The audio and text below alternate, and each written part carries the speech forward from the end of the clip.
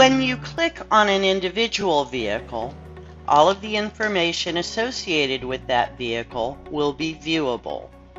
When you first install your devices, assuming that your vehicle's engine control module reports the information, the VIN number and the engine hours and the odometer reading will be pulled in. If the engine hours are not reported, the device will begin calculating engine hours from the time the device is installed.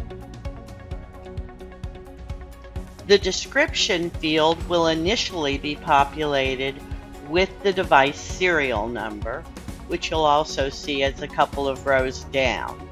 The description field is where you will rename your vehicle. You can also input license plate information.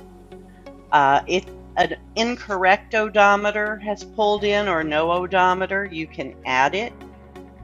If for some reason the VIN number did not pull in, you can add that as well. The comments box is a free-form field that allows you to populate any information that might be valuable to you in the future. If you have a mechanical concern about the vehicle, you may want to put that in the comment section. If at some point you replace a device or replace a vehicle with another, you may want that kind of information.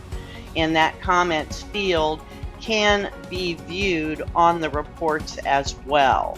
So keep that in mind, that you have a free form field for any kind of additional information you want to put there.